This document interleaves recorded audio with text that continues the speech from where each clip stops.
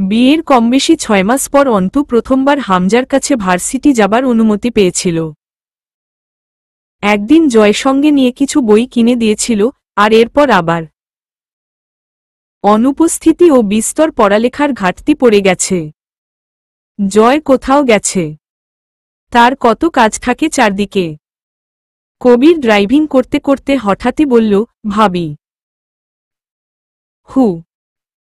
একটা কথা। বলুন। আপনি কি আমারেও ঘেন্না করেন? আর কাকে কাকে করি? কবির থতমত খেল একটু, পরে বলল, জয় ভাইয়ের ওপর আপনার ঘেন্না আছে।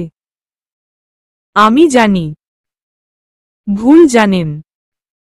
কবির চকিতে পেছনে ফিরে তাকাল। অন্তুর অভিব্যক্তি নির্লিপ্ততা। আপনি খুব অদ্ভুত। তাই নাকি? কবির আবার তাকালো একবার। অন্তু বলল, সামনে তাকিয়ে ড্রাইভিং করুন, নয়তো দুজনেই সোজা পরকালে পৌঁছে যাব। কবির একটু লজ্জিত হাসল, আমি কত বেয়াদবি করছি আপনের সাথে। ও কিছু না, ক্ষমতার দাপটে কত কিছু করে লোকে। ওসব আমাদের ধরতে আছে নাকি? ধরে কত খেসারত গেল, দেখেছেন? আপনি কিছু করেননি, করেছে আপনার ক্ষমতা। আর আপনার ক্ষমতা কি, কে জানেন তো?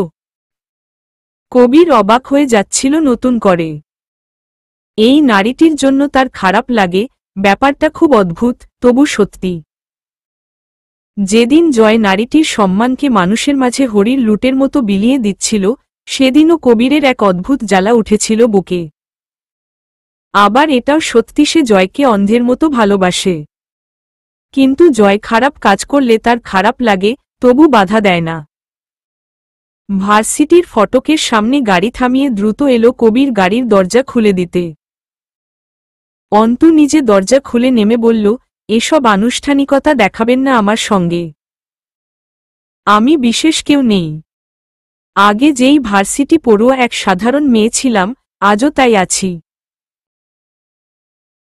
কোনো পাপিষ্ঠর ঘরের বউ হওয়াটা সম্মানের নয়। কবির মাথা নিচু করে আস্তে করে বলল, আমি ক্লাস শেষে নিতে আসব। আসবেন। অন্তু ভেতরে চলে গেল। কবিরকে দেখে ছেলেরা এগিয়ে এলো, জয় আমিরের খোঁজ চাইল। কবির তাকিয়ে দেখল অন্তুকে। এম ড্যাশ পরাগের সামনে 4 জন কর্মকর্তা বসা। 2 জন কনস্টেবল দাঁড়িয়ে আছে। আজিম মালিথা জিজ্ঞেস করলেন, আপনার ভাইয়ের প্ল্যান কি ছিল? আউটডোর। দেশের বাইরে আছে? না, প্ল্যান তাই ছিল। তাহলে এখন? বেঁচে নেই হয়তো। একে অপরের দিকে তাকালো, বেঁচে নেই মানে? মানে মরে গেছে। ইয়ার্কি মারছেন? পরাগ হাসল, রিমান্ডে বসে কেউ ইয়ার্কি মারে না। ওকে মেরেছে কে? তা তো বলতে পারি না। পারেন না? পারবেন, পারবেন। কত না পারাপারা হয়ে যায় এখানে। পরাগ চুপ রইল। তাহলে এটা কিভাবে বলতে পারেন, বেঁচে নেই? না থাকারই কথা। আপনি শিওর? ওরকমই। হাসল কর্মকর্তারা। আজিম অদ্ভুতভাবে মাথা দোলালেন, মানুষ যে কোনো বিষয়ে 2 শর্তে নিশ্চিত থাকে। 1, সে ঘটনাটা নিজে চোখে দেখলে। 2, কাজটা সে নিজে করলে। পরাগ নির্বিকার বসে রইল। আজিম হাসল, আপনার ক্ষেত্রে প্রথমটা হবার চান্স নেই। কারণ আপনি সেই রাত থেকেই আমাদের হেফাজতে। হাত থেকে রক্ত পড়া অবস্থায় আপনাকে আটক করা হয়েছে। এখন বাকি থাকে দ্বিতীয়টা। পলাশ আজগরকে আমি মেরেছি?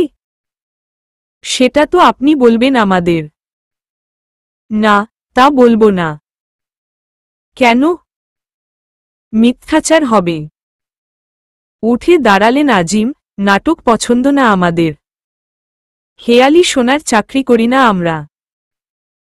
পরাগ হাসল, এমন আরও কত কিছুই করেন, যেসবের চাকরি করেন না আপনারা। বরং সেসব চাকরির দায়িত্বের বিরোধ।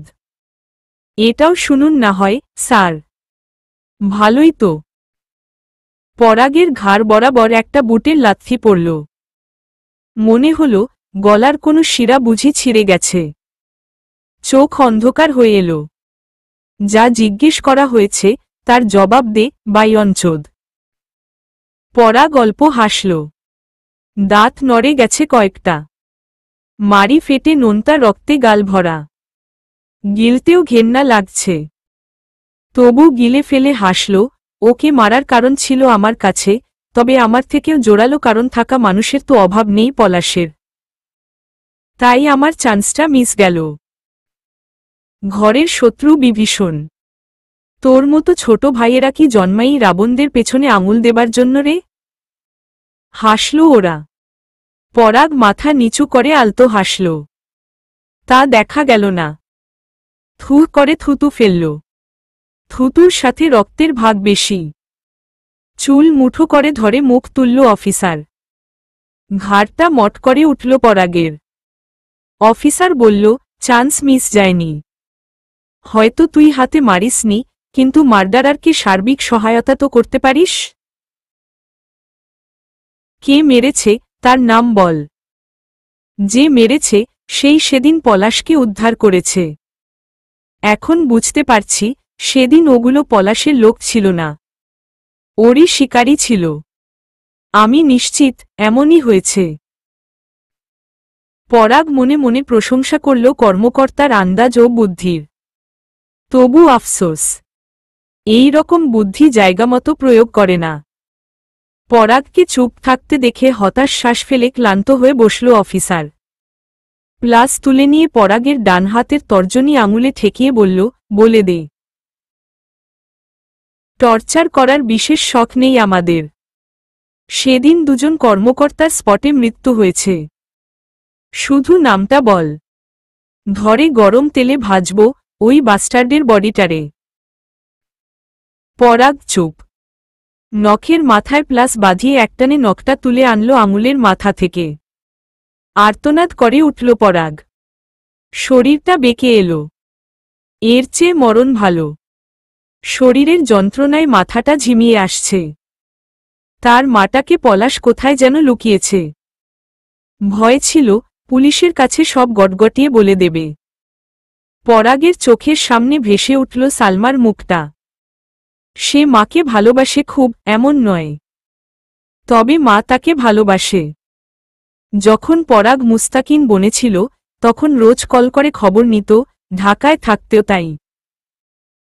সে যখন পলাশের পাপের দায়ে জেল খেটেছে, সালমার অনুরোধে রাজন আজগর জামিন করেছিল পরাগের। অফিসার বলল, যা, তুই মনে মনেই তার নামটা নে। আমি শুনে নিচ্ছি। বল, উচ্চারণ কর তো একবার। কর কর, দেখি তোর মনের কথা শুনতে পাই কিনা। পরাগ চোখ বুজে অল্প হাসে। মনে মনে বারবার উচ্চারণ করে, জয় আমির, হামজা, জয় আমির, জয় আমির, হামজা, হামজা, হামজা। অফিসার এবার নতুন পদ্ধতি অবলম্বন করল। আলপিন দিয়ে পরাগের নখের ভিতর এলোমেলো খোঁচা দিতে লাগল। নখের নিচের মাংসের সাথ থেকে আলাদা হয়ে উঠেছিল নখগুলো। রক্তে ভরে উঠল হাতটা পরাগের। এতে সে অজ্ঞান হবে না বোধ হয়, মরবে না, তবে প্রতি মুহূর্তে মরবে। নাম বল।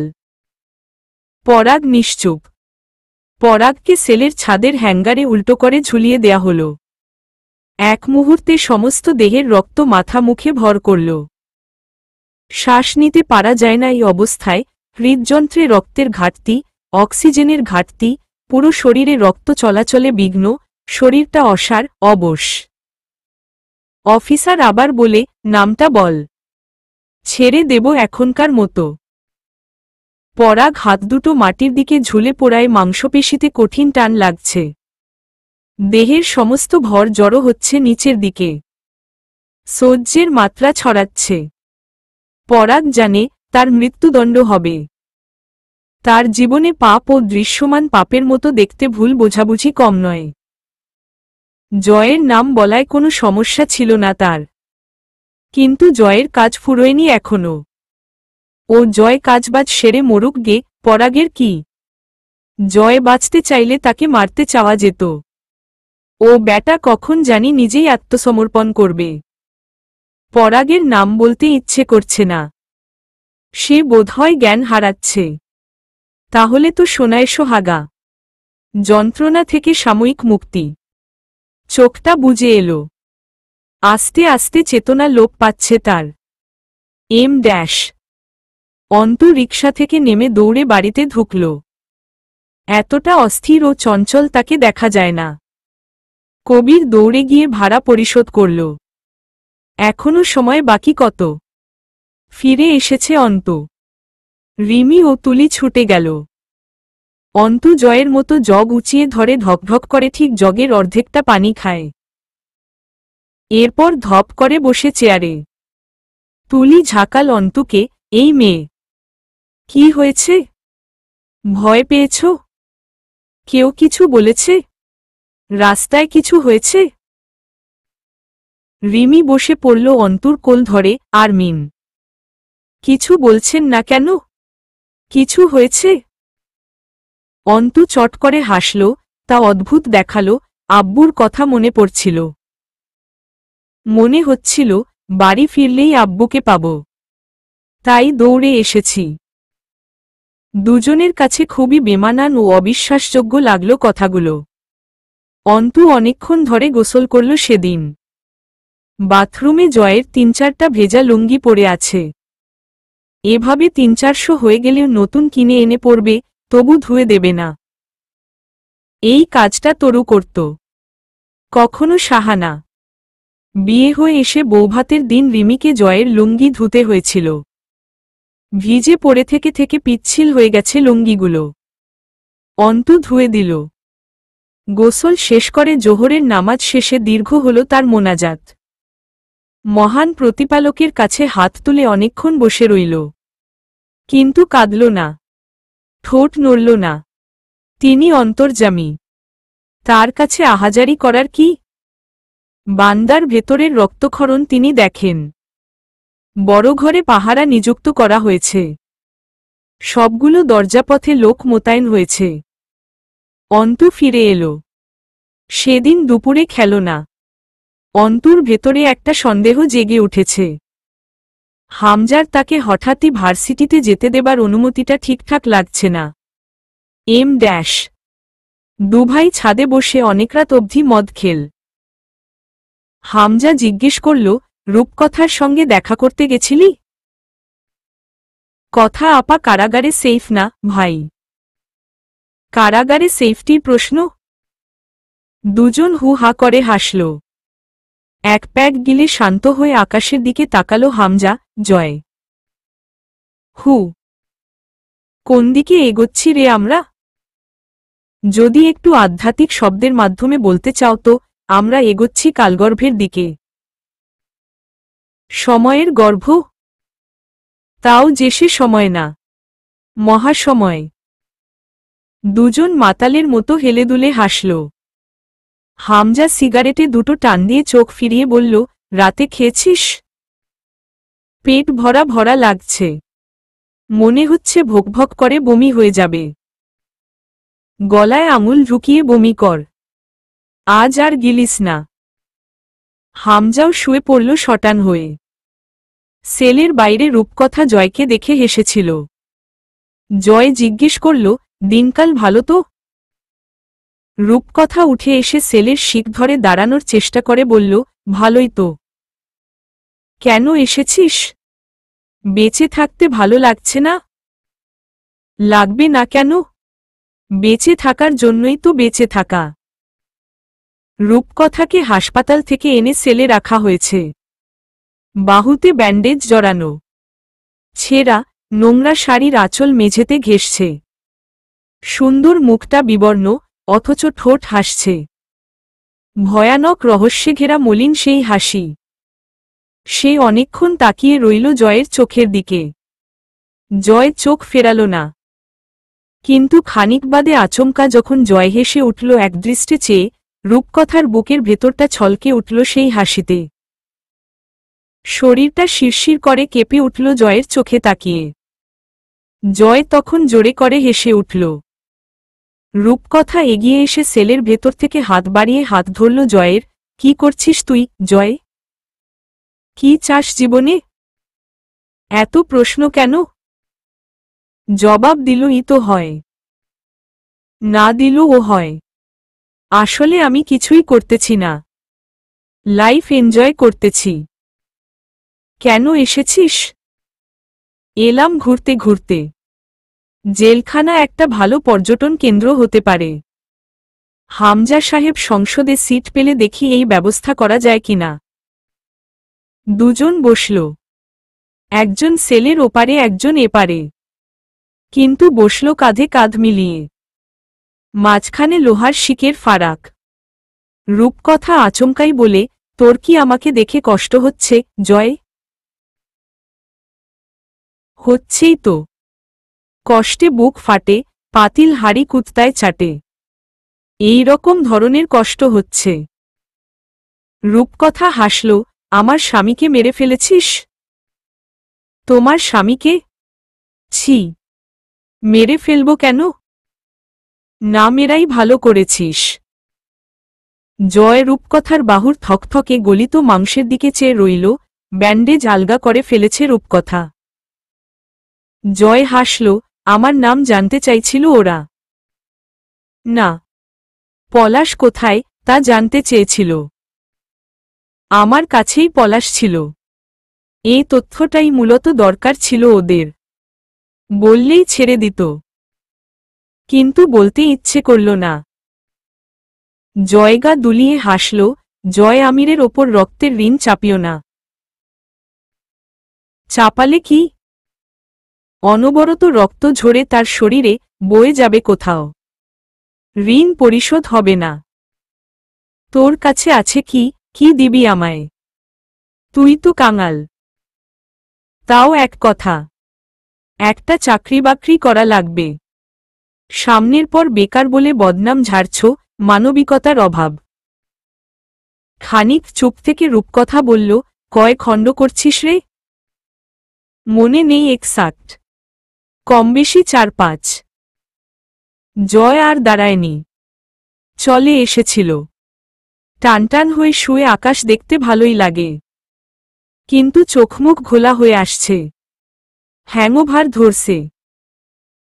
মাথার নিচে হাত, আকাশের দিকে তাকিয়ে গান ধরল জয়। ইটগামলায় ইট বানায়া, চৌদিকে ভাটা সাজাইয়া, মাঝখানে আগুন জ্বালাইয়া দিল গো। ভেতরে পুড়িয়া সারা, মাটি হইয়া যায় অঙ্গারা। এখন আমি কি করি উপায়? হামজা নিচে নেমে গেল। প্রেশার বেড়েছে বোধ হয়। মদ্যপান নিষিদ্ধ তার জন্য। ঘরে ঢুকে দেখল রিমি শুয়ে আছে। তাকে দেখেও উঠল না, কথাও বলল না। মাথা ঝিমঝিম করছে। ঘরে শুতে ইচ্ছে করছে না। ইচ্ছে করছে দূরে কোথাও জঙ্গলে গিয়ে রাতটা কাটিয়ে আসতে। জয় ঘরে এলো 2টোর দিকে। অন্তু বসে আছে মেঝেতে। জয় দেখেও না দেখার মতো গিয়ে ধূপ করে শুয়ে পড়ল। অন্তু কিছুক্ষণ পর ডাকল, আপনার সঙ্গে কিছু কথা আছে। চুপ থাক, ঘুমাচ্ছি আমি। যা কথা পড়ে টোরে, এখন বলাটা দরকার। মুখ বন্ধ রাখো, শালি। মাথা ধরেছে খুব, ঘুমাবো আমি। অন্তু বসে রইল। তখন 2টো বাজছিল রাত। জয় ঘণ্টা 2 মরার মতো ঘুমাল। 4টার দিকে উঠল। অন্তু বসে আছে ওভাবেই। বিরক্ত হয়ে বলল, কি কথা কও? জয়নাল আমির আপনার চাচা না? ছোট চাচা। বলেছিলাম আমি। জাভেদ আমির থিওরিটিক্যালি আমার বাপ। বড় চাচার নাম কি? জয়ভ্রু কুচকে ফেলল। ভার্সিটিতে গিয়েছিলে? গিয়েছিলাম। অন্তু জয়ের এমন অলৌকিক আন্দাজ শক্তিতে একসময় ভীষণ অবাক হতো। এখন হয় না। মনে হতো জয় আধ্যাত্মিক ক্ষমতা জানে। মানুষের মন ও পারিপার্শ্বিক ঘটনা সব তার আয়ত্তে। জয় লাফিয়ে নামল খাট থেকে। জিন্নাহ আমির নামের কারো কথা বলেছে ওরা? অন্তু বিস্ময় ভ্রু জোড়াল। নিজস্ব জিন পোষেন নাকি? জয় মাথা নাড়ল দুপাশে। অভিজ্ঞতা বেশি। ততটাও বোধহয় বেশি না, যতটা চতুর আপনি। আমার বাপের বড় ভাইয়ের ছেলে। জিন্নাহ আমির। জয় আচমকা শক্ত হল। হ। কারা আইছিল? কয়েকজন। কি বলল? মুরসালিন মহানকে ছেড়ে দিতে বলেছে। তাহলে জিন্নাহ আমিরকে ফেরত দেবে ওরা? জয় খানিক চুপ থেকে থেকে মাথা ঝাড়া মেরে হাসল। জিন্নাহকে গুম করেছে আজ 2.5 বছর। বেঁচে আছে কিনা সন্দেহ। খানকির বাচ্চারা এখনো নাম ভাঙিয়ে খাইতে চায়। শুয়োরের বাচ্চাদেরকে বোঝাবে জয় আমির গু খায় না। তার নাম কয় নাই? আনসারি মোল্লা বোধ হয়। সাথে আর কে কে ছিল? অন্তু কথা বলল না। গভীর চোখ দুটোয় জীবনের কাতরতা। বারান্দার অন্ধকারে চেয়ে রইল। জয় বলল, তোমাকে কি বলেছে? কাঠের পুতুলের মতো বলল অন্তু, আপনাকে বুঝিয়ে বলতে বলেছে। নয়তো? আমার ভাবি আর আম্মু ওর সাথে আমাদের বাড়িও পেট্রোল ঢেলে পুড়িয়ে দেবার কথা জানাল। জয় হেসে উঠল, তো ঘরওয়ালি। তোমার প্রাণপ্রিয় ধর্মীয় গোষ্ঠীর আগ্রাসী ব্যাপার স্যাপার কেমন এনজয় করলে? বুঝতে পারি না আমি এসব। দৃষ্টিকোণ বদলাতে থাকে এক এক সময়ে। আমি রাজনীতিকে বুঝতে চেষ্টা করছি, অথচ পারছি না। জয় হো হো করে হাসল। রাজনীতি বোঝার মতো বিষয় নয় সিস্টার। ওটা একটা নীতি, দ্যাটস মিন পলিসি। ওটা মেনে চলতে হয়, ব্যাস। বুঝতে গেলে হারিয়ে যাবে, কুল পাবে না। কেমন পলিসি? Bloody diplomatic policy. ওদের 3 জন প্রধান নেতাকর্মীর শাস্তির রায় কার্যকর হয়েছে। ওরা যুদ্ধাপরাধী। মানবাধিকার বিচারে সাজা পাচ্ছে। তাতে কি? ওরা ছাড়া আর কেউ নেই? ওরাই কেন? কারণ ওরা বিরোধী দলের সঙ্গে জোট করেছে তাই। ওরা নিজেদের বক্তব্যে আপনাদের সরকার ও শাসন ব্যবস্থার ভুলগুলো ধরিয়ে দেয়, মানুষের মাঝে সেসব কথা পৌঁছায়, তাই নাকি অন্য কারণ? মুরসালিনও কি তাই? মুরসালিনের বাপেরা ছিল মোল্লার বংশধর। ধর্মের প্রতি দুর্বল। কিন্তু ও মূলত বিরোধী দলের চামচা। আবার ধর্মীয় দলের ওপরও ব্যাপক টান। সে হিসেবে চামচা তো আপনিও। জয় তাকিয়ে রইল। অন্তু হাসল। ক্ষমতাসীনদের পেছনে লেজ নাড়ানো গাঢ় চামচামি। ওরা বরং হিম্মতদার, যারা ক্ষমতা না থাকা সত্ত্বেও লড়ছে। লড়ছে? 2014-তে যেটুকু লাফিয়েছে, আর 2015-এর শুরুতে 3-4 মাস যা আগুন ঝালানো অবরোধ করেছে। এরপর তো ওরা ডাউন, ঘরওয়ালি। তুমি হিজড়াদের সঙ্গ দিচ্ছ। ওরা মরে ভূত সব। সঙ্গ আমি কারোই দিচ্ছি না। আমি শুধু চাইছি, ওদের মুক্তি দিন। ওরা অপরাধ করেনি। আর কিছু বলতে পারছি না। কারণ আমি রাজনীতি বুঝতে চেষ্টা করছি সবে, বুঝতে পারছি না মোটেই। ওরা বর্ষির আগায় ঝুলানো টোপ। মাছ ছিপে ওঠা না অবধি ছাড়তে পারি না। ওরা এমনিতেও ফুটবল। থেমে গেছে সেই কবে। তবু এখনো? ওদের দলের লোক দেদারসে কারাগারে যাচ্ছে, মামলা খাচ্ছে। আর কত? অন্তত বাচ্চাগুলোকে মুক্তি দিন। জয় মেঝের ওপর টানটান হয়ে শুয়ে পড়ল। অন্তু খাটের সাথে হেলান দিয়ে বসে বলল, কেন করছেন এসব, বলুন তো। জয় কিছুক্ষণ চোখ বুজে শুয়ে রইল। ফজরের আজান শেষ হল। ওরা যুদ্ধাপরাধী, মানবাধিকার বিরোধী কর্মকাণ্ড করা জঙ্গি গোষ্ঠী, যারা মুক্তিযুদ্ধের বিপক্ষে আর পাকিস্তানিদের পক্ষে কাজ করেছে সে সময়ে। একজন রাজনৈতিক কর্মী হিসেবে ওদের ঘেন্না করাটা নিয়ম।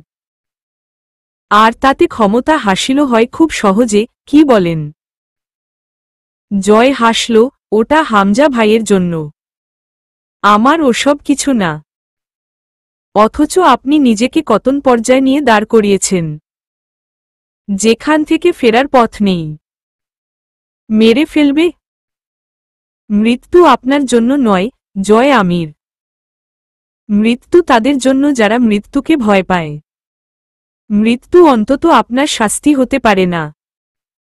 জয় নিঃশব্দে হাসল কেবল। কিচ্ছু বলল না। আজ আমাকে ভার্সিটিতে যেতে দেয়া হয়েছিল। কোনো বিশেষ ব্যাপার নাকি? কি করেছেন ওদের সঙ্গে? জয় দুপাশে মাথায় এই ব্যাপারটাকে সাইড করে মাথা নেড়ে ভ্রু উঁচিয়ে গভীর কণ্ঠে জিজ্ঞেস করল, তোমার কি হয়েছে? অন্তু তাকালো জয়ের দিকে। তাদের দুজনের নীরব এই বোঝাবুঝির মাঝে যে অসীম বিরোধ, তার কোনো পরিণতি নেই। ভাবির বাচ্চা পেটের ভেতরেই অসুস্থ। আম্মু কল করেছিল। ব্যাপারটা মঙ্গলকর। তোমার ভাই নাই। বাচ্চাটা থাকা মানে ভাবির জীবন ক্ষয়। অন্তু কঠোর চোখে তাকালো, জানোয়ার, আপনি? এম ড্যাশ। সকালবেলা জানা গেল, কবিরকে গ্রেফতার করা হয়েছে।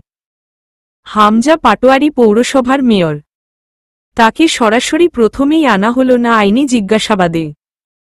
কিন্তু খুব শীঘ্রই যে আনা হবে, তা চিরন্তন সত্য। জয় আমির খাড়া দুপুরে বড় ঘরে উপস্থিত হল। পেছনে অন্তু। জয় গলা চেপে ধরল অন্তুর, তুই কোথায় যাচ্ছিস? অন্তুর তপ্ত শ্বাস জয়ের হাতে পড়ছিল। আরও শক্ত করে চেপে ধরল গলাটা জয়, রুমে যা। কুপিয়ে কেটে ফেলব একদম। হয় কুপিয়ে কাটবেন, অথবা আমি আপনার সঙ্গে বড় ঘরে যাব। জয়ের চোখে রক্ত ছুটে বেরোচ্ছে। ঘুম পুরো হয়নি। নেশার ঘোর কাটেনি, মাথা ঝিম মেরে আছে। ছেড়ে দিল গলাটা। কথা বলতে ইচ্ছে করছে না। ড্যাগ ভরে রান্না হয়েছে। খেতে দেবার জন্য বাড়ির মেয়েদের দরকার। মুরসালিনের সামনে জয় সেদিন অবধিও সেভাবে বসেনি, ওকে জিজ্ঞাসাবাদ করেনি। যা করার বাপ্পি, সোহাগ, আজাদ আর প্রধানত হামজা করেছে। সেদিন প্রথমবার জয় আমির সৈয়দ মুরসালিন মহানের সম্মুখে বসল। চাটাই পেতে দেয়া হল। সবাইকে একসঙ্গে খাওয়ানো হল সেদিন অবরুদ্ধ কুঠুরিতে। জয় ওদের সাথে বসে পোগ্রাসে গিলল। খেতে খেতে মুরসালিন বলে, জয়, মনে পড়ে তোর?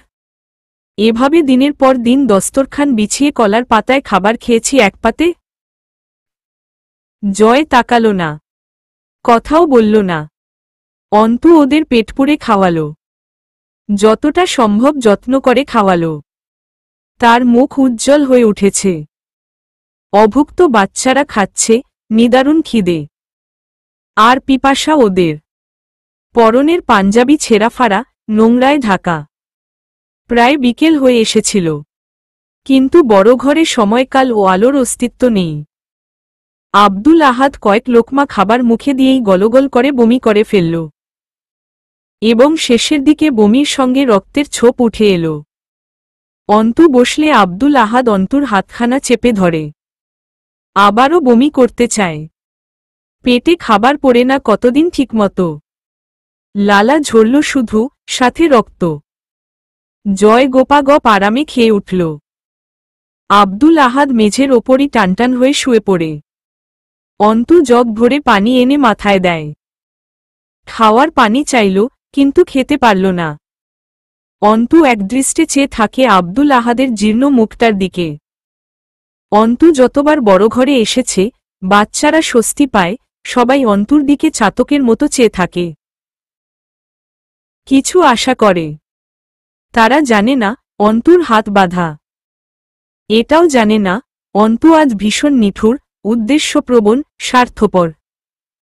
অন্তু কিছুই করল না। সে আজ একটুও তামাশা করতে চায় না, জয় আমিরের সঙ্গে আপাতত সে একটুও রেষারেষি চায় না। সে এখানে আজ ইনিয়ে বিনিয়ে থাকতে চায়। জয়ের সঙ্গ চাই তার, ততটা গভীর সঙ্গ, যাতে সে জয় আমির নামক অতল গহ্বরের অন্তত মুখটার আপাত হদিশ পায়। বাকিটা সে বোঝে, সে জয় আমিরকে আত্মস্থ করেছে। সে জয় আমিরকে বিভিন্নভাবে বিভ্রান্ত করে, কখনো খেপিয়ে তুলে, কখনো অতিরিক্ত বাড়াবাড়ি করার নামে খুলে পড়ে দেখে নিয়েছে। শুধু জানা বাকি কিছুটা। তা জানলেই যে কোনো একটা গুড় সিদ্ধান্ত। ওরা অনেকদিন পেট ভরে খাবার পেয়ে কেউই সইতে পারছিল না। চোখমুখ উল্টে আসছিল, অসুস্থতা বাড়ল সবার। অন্তু জয়ের খুব পাশে গিয়ে বসে, জয়ের এঁটো হাতে খুব ধীরে পানি ঢালতে ঢালতে বলে, দেখতে ভালো লাগছে না ওদের দুর্ভোগ। হোক যে কারণেই, সেসব বিতর্কিত। আপাতত তা বুঝতে না যাই। শুধু জানা ভালো, ওরা নিষ্পাপ, নাবালক। ওদেরকে মেরে ফেলুন, অথবা বেঁচে থাকতে দিন। জয় হাত দুটো আরাম করে ধুয়ে চোখ তুলে তাকালো, এরপর বলল, ওরা মরে গেছে না বেঁচে আছে, সেইটা আগে ক্লিয়ার করো। ওরা বেঁচে থেকে থেকে রোজ মরছে। আপনি বোধহয় বোঝেন এই বেঁচে থাকাটা। জয় ভ্রু উঁচায়, আমি বুঝি নাকি? বোঝেন। আপনি এভাবেই বেঁচে বেঁচে মরেছেন বহুকাল। তাই নাকি? তাকালো জয়, আন্দাজে ঢিল ছুড়লে আম পড়বে। দেখা গেল, ঢিল আমের গায়ে না লেগে গাছের ডালের মৌচাকে লাগল। এরপর মৌমাছির কামড়ের ভয় পেতে বলছেন? জয় হেলে দুলে হাসল। ক্ষেত্রবিশেষ চরম স্বল্পভাষী হিসেবে ধরা পড়েছে জয়। তার যত বাজে কথা, আবোল তাবোল রসিকতা বাহার। কাজের কথা অথবা নিজের কথা ভুলেও বেরোয় না জবান দিয়ে। অতি রসিকতার জেরে মানুষ সুযোগ পায় না ওর সঙ্গে আন্তরিক আলাপ পাড়ার। সেই সুযোগ কাটতেই জয়ের রসিকতার আয়োজন, এত আন্তরিকতাহীন চলন। অন্তুর আবিষ্কার এসব। তো আমি চরম মাপের খিলাড়ি তাইলে? তবু তুমি শালি কদর করলা না। জয়ের চোখের মেটে রঙা মণিতে চোখের নজর ফেলে অন্তু, আফসোস, আপনার বাঁচার লোভ নেই। মরার শখও নেই। চাইলেই মেরে দিতে পারতে। কত রাত সুযোগ গেল। ভয় অথবা অনীহা নেই যে? না না, তুমি আসলে আমার প্রেমে পড়ছ। খালি শিকার যাও না। তো একটা চ্যালেঞ্জ জিতলাম। কি কও? চোখ মারল জয়। অন্তু বলে, মৃত্যু কি আপনার শাস্তি হতে পারে? সত্যি বলুন। ভয় পান না আপনি মরণে। ব্যাপারটা জটিল হয়েছে এখানে। অপবাদ দিচ্ছ, ডিয়ার। ছেড়ে দাও। আমি খুব ভীতু। তুমি জানো না, তাই বলছ। অন্তুর ওড়না টেনে নিয়ে ভেজা হাতটা মুছল জয়। অন্তু তির্যক হাসল, দুনিয়ার প্রতি দায়বদ্ধতা না জন্মে যায়, পাপকে পাপ মনে হতে যেন শুরু না করে, লোক আপনার কুৎসিত ব্যক্তিত্ব ছাড়াও এক সর্বহারা ফুটবল কাঙালকে না দেখে ফেলে, সেসব ব্যাপারে ভীষণ ভীতু আপনি। জানি তো। অস্বীকার করছি বুঝি। অন্তুর বাক্যবিন্যাসে এক প্রকার অভিজাত নাটকীয়তা ছিল, যা শুনতে শ্রুতিমধুর ও অদ্ভুত শোনাল। জয় শব্দ করে হাসল, সর্বহারা আমি? আমার ব্যাপারে এসব ভুলভাল কথা কোনো শালা শেখায় তোমাকে? অন্তু নিঃশব্দে ঠোঁট বাঁকিয়ে স্বল্প হাসল, আপনার সেই শালার নাম মোস্ট প্রবাবলি জয় আমির। চকিতে তাকায় জয়। ভ্রু কুঁচকে চেয়ে দেখে অন্তুকে কিছুক্ষণ। অন্তুর স্থির চোখের ঘন পাপড়িতে যে বিরোধের আগুন। মসৃণ ঠোঁটে কত আওয়াজহীন প্রতিবাদ। কঠিন ঢোক গেলার মাঝে অসহ্যকে সহ্য করার অব্যর্থ চেষ্টারা। আর মাথায় টানা লম্বা ঘোমটায় জড়িয়ে থাকা জয় আমিরের নাম। জয় দেখে সেসব। অল্পক্ষণ দেখে। এরপরই চট করে অন্তুর কালচে পানির পুরনো গভীর কূপের মতো চোখের মণি থেকে চোখ সরায়। এক হাঁটু খাড়া করে বসে একটা সিগারেট ধরিয়ে দীর্ঘ এক টান দেয়। অন্তু মেঝেতে ঠেসে বসে জয়ের পাশে। মাথার ওড়নাটা কপাল অবধি টানে। জয়কে দেখতে তখন পুরনো আমলের অহংকারী, অনৈতিক জমিদারের মতন দেখায়, আর অন্তু তার বিরোধী পুণ্যবতী গিন্নি। আজ কদিন যেন আচরণ বদলেছে অন্তুর। জয়ের ব্যাপারে জানতে আগ্রহী সে শুরু থেকেই, কিন্তু আজকাল তা অন্যরকম রূপ নিয়েছে। বসে থাকে দুজন অনেকক্ষণ। কেমন যেন পারিপার্শ্বিক হালটা। ২৭টা ক্ষতবিক্ষত বন্দি দেহ ছড়িয়ে ছিটিয়ে আছে এক বিশাল আলোবাতাসহীন ইস্পাতের গুদামে। তার একপাশে দুটো নরনারী পাশাপাশি খুব কাছে বসে থাকে চুপচাপ। কেউ কারো দিকে একবারও তাকায় না। প্রগাঢ় শ্বাসের উঠানামা চলে কতক্ষণ। নিগুড় রহস্যের পাকঘরে সেই শ্বাসের অদৃশ্য কুণ্ডলীর হাওয়ার মিলনে।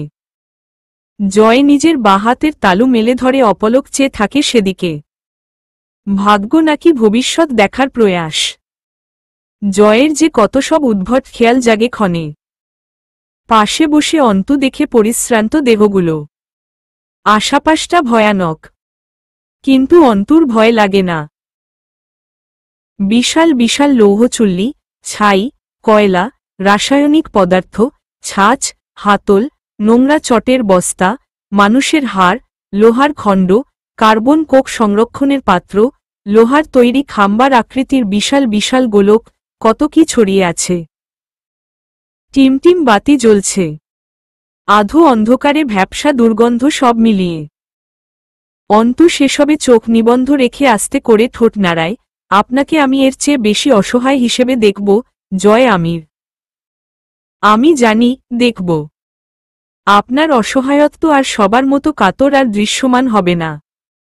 আপনি হাসবেন, খুব হাসবেন সেদিন একবার। আমি আপনার সেই অসহায়ত্ব দেখব। সেদিন কেউ আপনাকে দেখলে আপনার পাপ ভুলে বরং আপনার জন্য মায় কেঁদে উঠবে। আর আপনি ঠিক ততটাই হাসবেন। আমি আপনার সেই অসহায়ত্ব দেখব। জয় হাতের তালুতে আস্তে আস্তে 5টা আঙুল গুটিয়ে মুঠ পাকিয়ে গা দুলিয়ে হাসে। তোমার আল্লাহ তোমার ফরিয়াদ মিছেমিছি হলেও কবুল করুন। জয় আমিরকে তিনি অসহায় করুন। আমিন। অর্থাৎ আপনাকে অসহায় করা অসম্ভব? আপনাকে অসহায় করতে পারবেন না তিনি বলছেন? সহায় করতে পারেননি। অসহায় করতে পারবেন ভাবছ কেন, Gharwali? Should not be forgotten, ঘর ভাঙতে সেই ঘরামির দরকার পড়ে, যে ঘরামি ঘর বানিয়েছিল। অর্থাৎ ভাঙতে পারেন কেবল তিনি, গড়েছেন যে। আর আপনার ধারণা, আপনাকে আপনি গড়েছেন। ভাঙলে কেবল আপনি ভাঙতে পারেন, আর কিছুই না। তাই অন্তু না তাকিয়েও টের পায় এতক্ষণে জয় তাকিয়েছে তার দিকে। সে তাকায় জয়ের চোখে। দুজনের চোখ জ্বলজ্বল করে জলে ক্ষণকাল। কোনো এক মুহূর্তে দুজন একসাথে চোখ ফেরায় দুদিকে। চোখের দিকে তাকিয়ে থাকার মতো ভয়াবহ সম্পর্ক নয়তো তাদের। চোখের ভাষায় কথা বলা সম্পর্করা হয় ভীষণ ভয়ানক। ওসব সম্পর্ক তাদের নয়। তাদের সম্পর্ক আলাপালোচনা সেরে, একত্রে বসে ছকপরিকল্পনা এঁকে পরস্পরের বুকে ছুরি গাঁথার। রিমি সবকিছু গোছগাছ করে আবারও এলো। তার মুখ স্লান, চোখ দুটো স্থির কিন্তু বিষণ্ণ। সেদিন জয় ওদের সরাল না। বেখেয়ালি লাগছিল তাকে ভীষণ। হাঁটু খাড়া করে মেঝেতে বসল। মুরসালিন ঢালাই দেয়ালে পিঠ ঠেকায়। গোটা শরীরে ক্ষত। চিকিৎসা অথবা ওষুধ পড়েনি সেসব ক্ষততে। ওরা মোট ২৭ জন। তার মধ্যে বড় ৬ জন। মুরসালিন বাদে আরও আছে তারিক, আশরাফ, নাইম, তৌফিক, ইমদাদ। এরা সব ২০১৪-১৫ শুরুর জ্বালাওপোড়াও আন্দোলনের সহিংসতায় জড়িত ছিল। রাজধানীর বিরোধী দলীয় ছাত্র আন্দোলনে সরব সবগুলো। গাড়ি জ্বালিয়েছে, মানুষ পুড়িয়েছে, ইটপাটকেল, ককটেল ছুঁড়েছে, রাস্তায় অবরোধ করেছে। কঠিন অপরাধ। পুলিশ পেলে ছাড়বে না। হামজা এলো অন্ধ কুটিরে। সাথে বাপ্পি মণ্ডল, কামরুল, চয়ন, দোলন। এই ২৭ জনকে পিটিয়ে মেরে ফেললেও তাদের শান্তি। এখন আর স্টেটমেন্ট বা হদিশ দরকার নেই। তবে একদম আলোচনাহীনভাবে কারো গায়ে হাত লাগানো যায় না। জয় ও হামজা বসে রইল চুপচাপ। তাদের কোনো কাজ নেই। অন্তর ওড়নার এক প্রান্ত ধরে দাঁড়িয়ে রইল রিমি। মুরসালিন নিজেদের সপক্ষে কথা বললে কথাও বলা যায় না। কথা ও যুক্তিতে পটু হওয়া উচিত। সে জাহাঙ্গীরনগর বিশ্ববিদ্যালয়ের সমাজবিজ্ঞান অনুষদের সরকার ও রাজনীতি অর্থাৎ পলিটিক্যাল সায়েন্স বিভাগের ছাত্র ছিল। রাষ্ট্রবিজ্ঞানের জ্ঞান ও অভিজ্ঞতা ভরা। মুরসালিনের চেহারার কাঠামো নিরেট। অযত্নে দাড়ি বেড়ে যাওয়ায় দেখতে আরও কেমন যেন লাগছিল দেখতে। বদিউজ্জামান দোলন আপিল বিভাগের আইনজীবী হলেও তিনি রাজনীতিবিদদের ব্যক্তিগত আইনজীবী হিসেবেই খ্যাত কর্মী। শিক্ষিত মানুষ, রাজনীতির ভালো জ্ঞান ধারণা রাখেন। তিনি মুরসালিনকে জিজ্ঞেস করলেন, এই যে এইসব রক্তারক্তি কর্মকাণ্ড করে বেড়াও, লাভ কি হচ্ছে? মুরসালিন স্বভাবসুলভ হাসল। একটা গল্প শুনবেন, স্যার? গল্প? জি স্যার, গল্প। দোলন সাহেব তাকিয়ে রইলেন। মুস্তাকিন মহানের মতোই দেখতে অনেকটা, তবে মুরসালিনের চেহারাটা কিছু ধারালো। মুস্তাকিন খুব গম্ভীর ছিল এবং স্বল্পভাষী, চুপচাপ, নিঃশব্দ চলন। ছোটটা হয়েছে চতুর, চঞ্চল। মুরসালিন বলল, পাশাপাশি দুই মহিলার বাড়ি ছিল। তাদের মধ্যে একটুও বনিবনা ছিল না, কিন্তু সারাদিন চেঁচাতে দেখা যেত এক মহিলাকে। সে সারাটা দিন অপর মহিলাকে খিস্তি করত। লোক বিরক্ত ছিল সেই মহিলার ওপর। একদিন তার এক শুভাকাঙ্ক্ষী তাকে গিয়ে আস্তে করে জিজ্ঞেস করল, আচ্ছা, ও তো একদম চুপ, অথচ তুমি খালি এমনে চেঁচাও, পাড়ায় নাম খারাপ হয় তোমার। মহিলা দুঃখের সাথে বলল, আপনারা খালি আমার চেঁচানোটা দেখেন, শোনেন, অথচ ও রোজ সকালে ঘুম থেকে উঠেই দরজায় দাঁড়িয়ে বেড়ার ওপর দিয়ে আমাকে ঝাঁটা উঁচিয়ে পেটানোর ইশারা করে চুপ করে থাকে। আর আমি সেই দুঃখে সারাদিন চেঁচাই। দোলন সাহেব কপাল জড়ালেন। মুরসালিন হাসল, আপনি কি বুঝতে পারছেন আমার কথা, স্যার? দোলন সাহেবকে পেরিয়ে চয়ন এগিয়ে এলো, শুয়োরের বাচ্চা, তোর ফেদা প্যাচাল শুনতে আসি নাই আমরা এইখানে। দোলন সাহেব চয়নকে সরিয়ে দিল ন। বললেন, তোমার অপরাধ কি জানো তুমি? বর্তমান সরকার ও সরকার বিরোধী আমি। এটা আপনাদের ধারণা। আমাদের ধারণা? সত্যি নয়, আংশিক সত্যি। বাকিটা মিথ্যা কিভাবে? সেটা গুরুত্বপূর্ণ নয়। আচ্ছা, পড়ে শুনছি। কিছুক্ষণ চুপ থেকে দোলন সাহেব বললেন, শিক্ষিত ছেলে তুমি, জানাশোনা নেহাত কম নয়। পথটা কি ঠিক তোমাদের? মুরসালিন জবাব দিল না সাথে সাথে। চতুর লোকটার দিকে অনেকক্ষণ তাকিয়ে থাকল। প্রশ্নের ধরন ও গলার স্বরেই মানুষকে নিজের কাছে নিজেকে অপরাধী বানিয়ে ফেলার ক্ষমতা রাখেন দোলন সাহেব।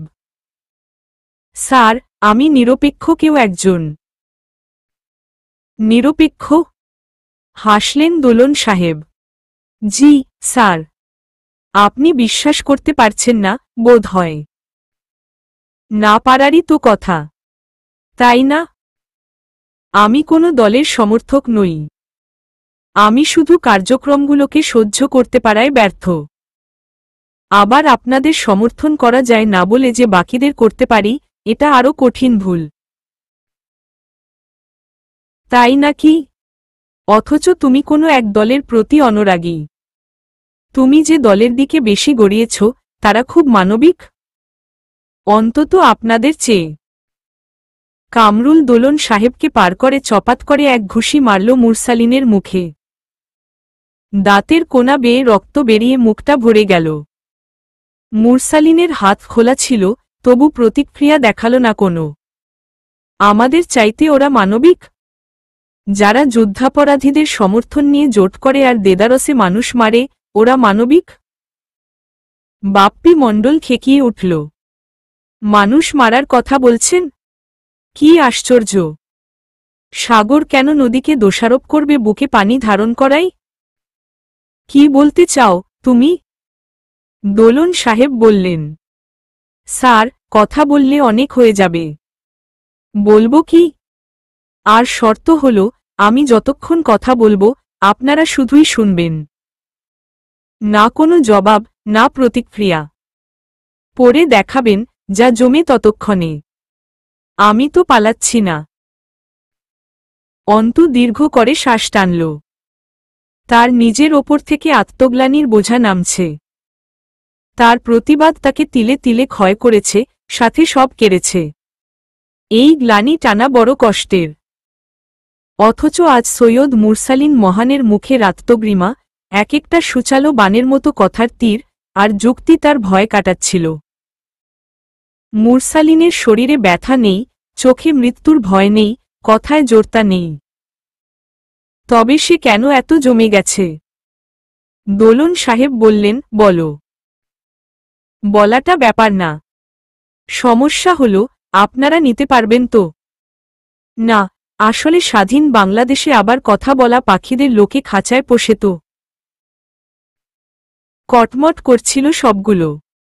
মুরসালিনের কথাবার্তার সুর ভীষণ তীক্ষ্ণ, সরল উপহাস।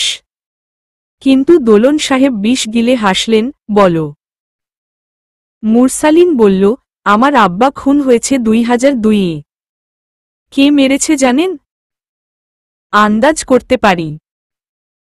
মুরসালিন মৃদু হাসল, এরপর বলল, আপনি জেনে থাকবেন হয়তো, সেই বছর বিরোধী দলীয় প্রধানের নির্দেশে 85 দিনের একটি অপারেশন চলেছিল।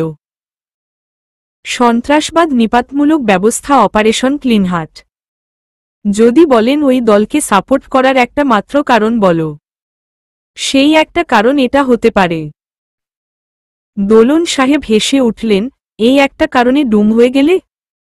কাঁচা বুদ্ধি তো না তোমার। বিবেচক তুমি। মুরসালিন হাসল, মিছেমিছি সুনাম করবেন না। আর আমি ডুম হইনি, স্যার। একটা মাপকাঠি পেয়েছি মাত্র। আপনাদের পক্ষ থেকে বাংলাদেশ আজ অবধি কি পেয়েছে কি, স্যার? না, বহুত কিছুই পেয়েছে অবশ্য, সেসব থাক। মূলত তথাকথিত স্বাধীনতা যুদ্ধে জিতে পাওয়া এই তথাকথিত স্বাধীন বাংলাদেশ আজ অবধি বাংলাদেশের রাজনীতির দখলে থাকা কোনো পক্ষের কাছেই কিছু পায়নি, শুধু ক্ষয় ছাড়া। অবশ্য কি পেল সেটা বিষয় না, কিছু পেয়েছে, এই অনেক। মুরসালিনের গা ঝালানো কথাবার্তায় স্থির থাকা দায়। দোলন সাহেবের জন্য ওরা চুপ করে বসে আঙুলে মেঝে খুঁড়তে লাগল। দোলন সাহেব কেমন করে যেন হাসলেন, স্বাধীনতা যুদ্ধের বিরোধিতার গন্ধ আসছে তোমার কথা থেকে। মুরসালিন হেসে ফেলল, অর্থাৎ আমি সেই সকল রাজাকার, যুদ্ধাপরাধীদের অন্তর্ভুক্ত। দিয়ে দিন স্যার ফাঁসি। দেশের শত্রু দশের শত্রু নিপাত হোক, নিপাত হোক। এমদাদ সমস্বরে বলে উঠল, নিপাত হোক। একটা ঝঙ্কার উঠে গেল এবার সবার স্বরে, নিপাত হোক, নিপাত হোক। সেই সব ক্লান্ত কণ্ঠে মলিন উপহাস। মুরসালিন বলল, স্যার, বর্তমান দেশে যে কয়টা দল শীর্ষে আছে, তাদের একটাও দেশ পরিচালনাকারী নয় স্যার। চোষক, শোষক, মিশ্র, ভণ্ড সব, স্যার। সবাই শুধু দেশটাকে হাতে রাখতে চায়। তবে এটাও ঠিক, চাইবে নাই বা কেন? তাদের সবার কারো না কারো কৃতিত্ব আছে সেই মহান মুক্তিযুদ্ধে। তার একটা প্রতিদান তো সবার প্রাপ্য। সেই প্রতিদানটা হল দেশের গদি, যা কেউ ছাড়তে রাজি নয়। মুরসালিন হাসল, ছাড়বেটা কেন? কারো বাপের দেশ, কারো স্বামীর দেশ। ছাড়ার মতো ব্যাপার নাকি? উত্তরাধিকার সূত্রে আইনতভাবে দেশ তাদের। কিন্তু সমস্যা হল স্যার, ভাগীশরিক অনেক, কিন্তু দেশ একটাই। আমরা যতই নিজেদের দুঃখী বলি, সবচেয়ে বিপদে কিন্তু স্যার দেশে আছে, ভেবে দেখুন। একাশে কতজনের হবে? কত লোকে মিলে তাকে পাকিস্তানের শাসন থেকে মুক্ত করেছে। ভারতবর্ষ থেকে ইংরেজ যাবার পর সেখানেও এমনই হয়েছিল, জানেন তো। যেসব বিপ্লবীরা ইংরেজ তাড়িয়ে ভারত স্বাধীন করল, স্বাধীনতার পর দেশের গদি নিয়ে ওদের মধ্যেই কামড়াকামড়ি লেগে গেল।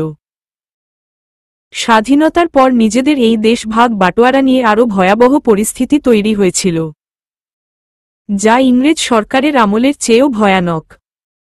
কারণ গৃহযুদ্ধের চেয়ে ভয়ঙ্কর কিছু নেই। অন্তু নির্নিমেষ তাকিয়ে শুনছিল সেসব। তার বুকটা কাঁপল। ইচ্ছে করল মুরসালিনকে বাধা দিতে। মুরসালিনদের বাঁচতে হবে। ওরা ফুরিয়ে গেলে কেয়ামত হবে দুনিয়ায়। অন্তু মনে হল মুরসালিনের ভাবনার মতো খাঁটি ভাবনা আর হয় না। দেশের সব দলই তো একমাত্র ক্ষমতাই চায়, নিজেদের অস্তিত্বের যোগান অর্থাৎ ক্ষমতা। কেউ তো ছাড়তে চায় না, কেউ ত্যাগ করতে রাজি নয়। কিন্তু মুরসালিনের কি ভয় পাওয়া উচিত নয়? ওকে মেরে ফেলবে এরা, তারপর এভাবে এসব ভাববে কে? দোলন সাহেব শক্ত হয়ে বসে রইলেন। মুরসালিনের শর্ত অনুযায়ী কথা বলা যাবে না। মুরসালিন বলল, আমার আব্বা ছিলেন বাংলাদেশ সেনাবাহিনীর প্যারা কমান্ডো ব্যাটালিয়ন। উনার প্রাক্তনেরা ছিলেন শহীদ জিয়াউর রহমানের মতো কিংবদন্তিগণ। বলাই বাহুল্য আব্বা কোনো দলের প্রতি সামান্য হলেও অনুরাগী ছিলেন। অপারেশন ক্লিনহার্টে পলাশ আজগরের বাবাকে দেশছাড়া এবং ওর দাদাকে বন্দী করেছিলেন তার জুনিয়রেরা। পলাশ আজগরের দাদা কারাবন্দী অবস্থায় মৃত্যুবরণ করে। সেই শোধ নিতে গিয়ে পলাশ আজগর আমার খোঁজ না পেয়ে আমার বোনকে রোকন ও খুন করেছে। আমার ভাইকে জয় আমির আগেই মেরে ফেলেছে। স্যার, আমি রাজনীতিতে নয়, রাজনীতি আমাতে জড়িয়েছে। এত সবের পরও নিরপেক্ষ থাকি কি করে? ব্যক্তিজীবনকে এড়ানো দায়, স্যার। তার ওপর বংশ পরম্পরায় পাওয়া এই রোগ। ঘরে নিস্তব্ধতা নেমে এলো। জয় আঙুলের ভাঁজে চাবি ঘোরাচ্ছে বসে। হামজা লৌহখণ্ডের ওপর আঁকিবুকি করছে। অন্তু খুব মনোযোগ দিয়ে শুনছিল মুরসালিনের কথা। জয়ের দিকে তাকাল। এক ফোঁটা অনুশোচনা অথবা অভিব্যক্তির পরিবর্তন নেই মুখে। বিরক্তিও নেই এসব কথা শোনাতে, আগ্রহ তো নেই। দোলন সাহেব বললেন, অনেক ভুল বোঝাবুঝি আছে তোমার মাঝে। মুরসালিন হাসল, মানুষ মাত্রই ভুল। চয়ন উঠে এসে মুরসালিনের সামনে দাঁড়াল। হ্যাংলা পাতলা চেহারা, হাতের আঙুল 6টা। কালো কুচুটে চেহারা। দাঁতের মাড়ি চেপে ধরে বলল, সব কথার ওই এক কথা, দেশের স্বাধীনতা যুদ্ধে তোমার ব্যথা আছে। অশ্রাব্য এক গালি দিয়ে বলল, তুই রাজাকারী তো শালা। যুদ্ধে তোর আমিরদের ফাটছে একসময়ে। এখন তোরও ফাটে। আর কস তুই যুদ্ধাপরাধীগণে সমর্থক না? মুরসালিন মাথা নাড়ল, এখনো বলছি। আর কে ঠেকায়? চয়ন একাধারে কয়েকটা কঠিন আঘাত করে গেল মুরসালিনের শরীরে। থেতলানোর ওপর থেতলে গেল মুখটা। রক্তে মুখ ভরে উঠল। পুরনো চটা পড়া ক্ষত তাজা হয়ে উঠল সব। চয়ন বলল, তুই আন্দোলন করিস, ওগোর সাহায্য করস, আমাদের বিরুদ্ধে কথা তুলস, পুরোপুরি অ্যাক্টিভ তুই, শালা। তবু বাটপারি? নটকি মাগির পুতো। তোরে জিন্দা কব্বরে গাইরা রাখমু একদম। মুরসালিন কিছুটা সময় নিল। হাত দিয়ে রক্ত মুছল। কয়েকটা শ্বাস নিল জোরে জোরে। এরপর বলল, কোনো দলের জন্য নয় সেসব। ব্যক্তিগত সমস্যা আর মানুষের দুর্ভোগ দেখে টুকটাক হাত চুলকায়। তোমার ধারণা নয় খালি, গোড়া থেকে ভুল। ভীষণ শান্ত মানুষ হিসেবে আবিষ্কৃত হলেন দোলন সাহেব। রাগছেন না, কাউকেই বাধা দিচ্ছেন না। সুন্দরভাবে মুরসালিনের মানসিকতাকে নিয়ন্ত্রণ করতে চাইছেন। মুরসালিন একটু গুছিয়ে নিয়ে বলল, তাহলে তো অনেক পেছনে যেতে হয়, স্যার। কত দূর? দোলন সাহেব হাসলেন, মোঘল আমলে? না, অত দূর না। ভারত বিভাগের কাছে গেলেই আপাতত চলবে। চললেই হল। স্যার, এই পৃথিবীতে যতগুলো দেশ স্বাধীনতা আন্দোলনে লড়েছে, তারা সবাই ছিল এক এক নম্বরের স্টুপিড। আপনার ওই জোয়ান শরীরের গরম রক্ত ভীষণ অ্যাডভেঞ্চার চায় স্যার। শরীরের ভেজে কোনো কিছুর বিরুদ্ধে যেতে রক্ত টগবগ করে তখন। আপনি জানেন, বেশিরভাগ বিপ্লবী যুবক ছিল। কামরুল বলে উঠল, তাই নাকি? আমি তোমাকে এতটাও স্বাধীনতাবিরোধী ভেবেছিলাম না। বাপরে, ভয়ই লাগতেছে তোমারে এখন। পাকিস্তানের গোলামি করতে এত শৌখিন তুমি, অথচ এতগুলা দিন বাইরে ঘুরছ।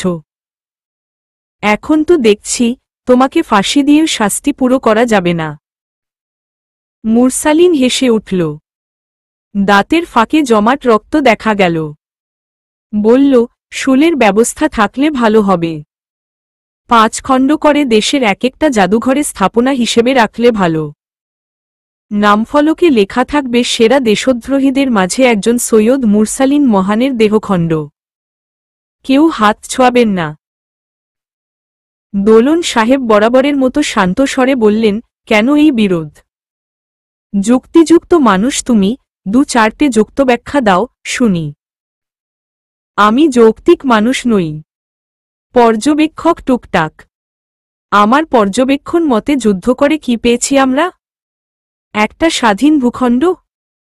আর সেক্ষেত্রে স্বাধীনতার সংজ্ঞা হয় এমন, পরের দেশের শাসক পেছনে মারবে কেন? পেছনে মারবে মারুক, নিজের দেশের শাসক মারুক। আমরা এরকম একটা স্বাধীন ভূখণ্ড পেয়েছি। স্বাধীনতাপ্রবণ বাঙালি আজ অবধি স্বাধীনতা মানে এটাকেই বুঝে 16ই ডিসেম্বরে বিজয় দিবস উদযাপন করে আসছে। অথচ আমি বলি, 16ই ডিসেম্বরে পাক বাহিনী দেশ স্বাধীন করে দিয়ে যায়নি, নিজেদের হাত থেকে অন্য আরেক হানাদার বাহিনীর কাছে কেবল দেশটা হস্তান্তর করে রেখে গেছে। সেক্ষেত্রে পাকিস্তানের কাছে দেশ থাকলেই বা কি, অথবা দেশের হানাদারের কাছে? আমরা তো জন্মেছি কেবল শোষিত হবার জন্যই। যার তার হাতে হলেই হল। মুরসালিন একটু থেমে বলল, স্বাধীনতার আগে আর পরের পার্থক্য শুধু পরের দেশের শাসক এবং নিজের দেশের শাসক। অনেকটা ওরকম, নিজের লোক চিবিয়ে খেলে সহ্য হয়, পর টোকা দিলও না। বুঝতে পারছেন স্যার? তুমি যা বোঝাতে চাচ্ছ, তা যারা বুঝবে তারা এখন ফাঁসির অপেক্ষায়। আমরা বুঝব না এসব। একটা গল্প শুনবেন স্যার? অনেক গল্প জানো তুমি। তা জানি টুকটাক। তবে এখন গল্প থাক। ব্যাপারটা হলো অবুঝকে বোঝানো গেলেও যারা বুঝে বোঝে না, তাদেরকে বোঝানো অসম্ভব। ঘুমন্ত মানুষকে ঘুম পাড়ানো যায় না, স্যার।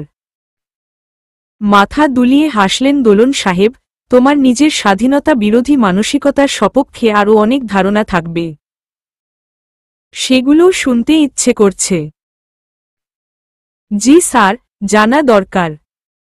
নয়তো আমার ফাঁসিটাকে জনগণের কাছে জায়েজ করতে কষ্ট হবে। তা যেমন ধরুন, আগে বিদেশিরা আমাদের দেশে এসে আমাদের জনগণ ও সম্পদ শোষণ করে নিজেদের দেশে নিয়ে যেত। স্বাধীনতার পর বিদেশিদের এই খাটুনিটা কমেছে। অর্থাৎ বিপ্লবীরা রক্ত ঝরিয়ে দেশ স্বাধীন করে এখন নিজেরাই জনগণ ও দেশের সম্পদ শুষে নিয়ে গিয়ে ইংরেজদের দেশে দিয়ে আসছে। এটা ভালো, স্যার। ওরা এসে কেন নিয়ে যাবে, আমরা গিয়ে দিয়ে আসব। পরোপকারী শাসক গোষ্ঠী। মুরসালিনের মুখটা কঠিন হল, স্যার, আমি শুধু দেখেছি ওরা নিজেদের অতীতের কৃতিত্ব তুলে ধরে নিজেদেরকে দেশের সর্বেসর্বা প্রমাণ করা ছাড়া বিশেষ কিছু করেনি। আর তা নিয়ে দলীয় বিবাদে ওরা চুল ছেঁড়াছিঁড়ি করছে, আমরা আম জনতা বলি হচ্ছি। স্যার, আমি কোনো দলেরই সমর্থক নই। কেবল মাঝে মধ্যে দোলাচলে গড়িয়ে পড়ি এক এক পাশে, এই যা। সব কথা রেখে দোলন সাহেব ভ্রু উঁচিয়ে সতর্ক কণ্ঠে বললেন, আর সবশেষে কথাটা কিন্তু এই আসছে, ওরাও যুদ্ধের বিরোধী ছিল, তুমিও।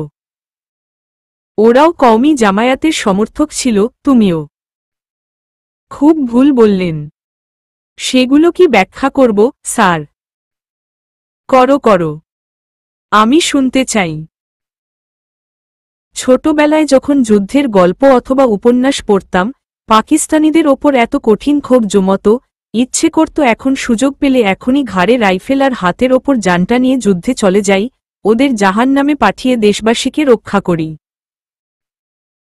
মুরসালিন জোরে জোরে হাসল, বাচ্চা ছিলাম, স্যার। বুঝতাম না।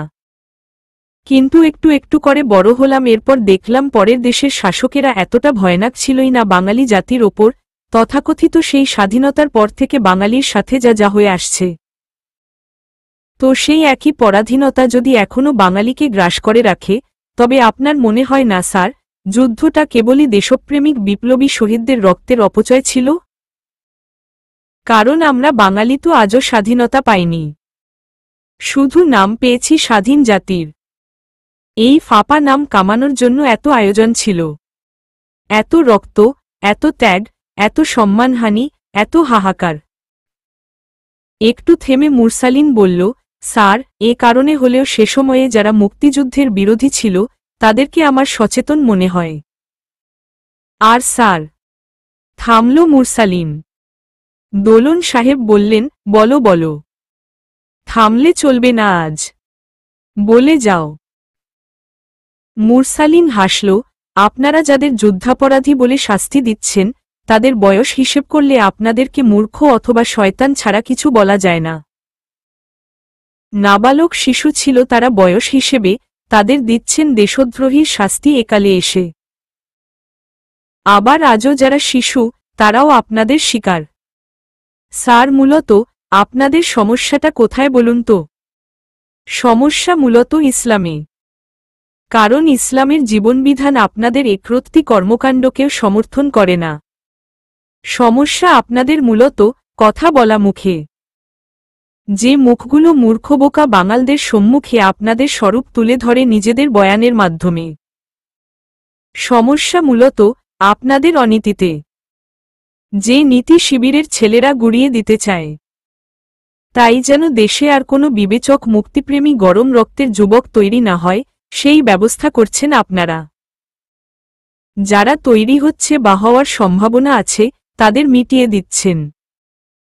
আপনাদের সমস্যা নেই জয়দের থেকে, কারণ ওরা আপনাদের কাছে অনৈতিক সুবিধা আর সবরকম প্রশ্রয় পেয়ে অন্ধ, ওরা অবিবেচক, ওরা আপনাদের কাছে ঋণী, তাই বিরুদ্ধে বলার মানসিকতা হব না ওদের। অথচ আপনারা কোথাকার কোনো মিছেমিছি যুদ্ধাপরাধ, কোথাকার কি টেনে এনে পথ সাফ করছেন।